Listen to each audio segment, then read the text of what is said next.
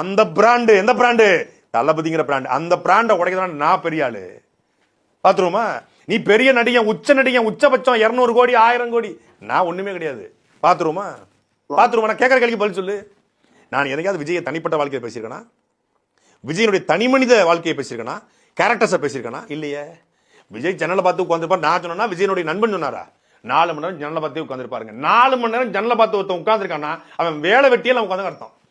என்ன 4 மணி நேரம் கிடைச்சா 4 புத்தகம் படிப்பேன், இல்லை எழுதுவேன், இல்லை ஏதாவது ஒரு கண்டென்ட் கிரியேட் பண்ணுவேன், இல்லை ஏதாவது ஒரு பணியை செய்வேன். 4 மணி நேரம் ஒருத்தருக்கு கிடைக்குது சும்மாவே ஒருத்தன் உட்காந்துருக்கான் வடிவேலு மாதிரி அப்படின்னா அவன் எவ்வளவு பெரிய மனநோயாளியா இருக்கணும். நல்ல சைக்காட்ரிக்கோ இல்லை சைக்காட்ரிஸ்ட் தான் பார்க்கணும்.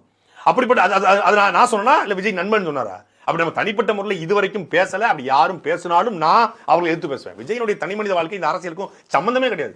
ஆனா விஜயனுடைய ரசிகர்கள் நாம கேட்கிற எந்த கேள்விக்கும் பதில் சொல்லாம நம்மளுடைய குடும்பத்தை பத்தி, சீமானுடைய குடும்பத்தை பத்தி தர்க்கத்தை கொண்டு வராங்களாமா. ஒருத்தர் 41 பேரை துள்ளதுக்கு கொண்டிருக்கான். கொண்டுட்டு இது வரைக்கும் வருத்தம் தெரியாம உட்கார்ந்துருக்கான். மன்னிப்பு கேட்காம உட்கார்ந்துருக்கான். நீதிமன்றத்துல 1.5 கோடி ரூபாய் வருமான வரி கட்ட சொல்லி அபராதம் விதித்த ஒரு வருமான வரி ஏய்ப்பு குற்றவாளி விஜய். கார் இறக்குமதி பண்ணதுல 1 லட்சம் ரூபாய் அபராதம் கட்ட ஒரு வருமான வரி மறைப்பாளன், ஒரு காருக்கு வரியை கட்டாத ஒரு வரி ஏய்ப்பாளன் விஜய். அப்படி என்ன சீமான வருமானத்தை மறைச்சி இல்ல 41 பேரை கொன்னு அது மாதிரி அந்த குற்றங்கள் அவர் மேல இருக்கா? அடிங்க. யாரா ஊழல் குற்றவாளி? யாரா 41 பேரை கொன்ன குற்றவாளி? நீங்க தான்டா பாலியல் குற்றவாளி. ஒரு சாம்பிள் காட்டுறேன் பாக்குறியா? தமிழக போலீசார் விசாரணை நடத்தி சீமான் மீது பாலியல் குற்றச்சாட்டுகளின் கீழ் வழக்கு பதிவு செய்தனர். பாலியல் குற்றவாளிடா நீங்கெல்லாம் விஜயை பத்தி பேசுறதுக்கு என்னடா இருக்கு உங்களுக்கெல்லாம்? நீங்களாம் விஜய் பத்தி பேசலாமா? விஜயலட்சுமி கேஸ்ல உங்க அண்ணன் ஒரு பாலியல் குற்றவாளி.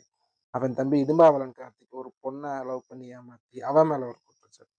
நீ ஒரு பொண்ணை அபஸ் பண்ணி உன் மேல ஒரு குற்றச்சாட்டு. நாங்கெல்லாம் இருக்கிற வரைக்கும், எங்களை மாதிரி விர்ச்சுவல் வாரியர்ஸ் இருக்கிற வரைக்கும் எங்க தளபதின்ற பிராண்ட் மட்டும் இல்ல புடுங்க முடியாது என்னால.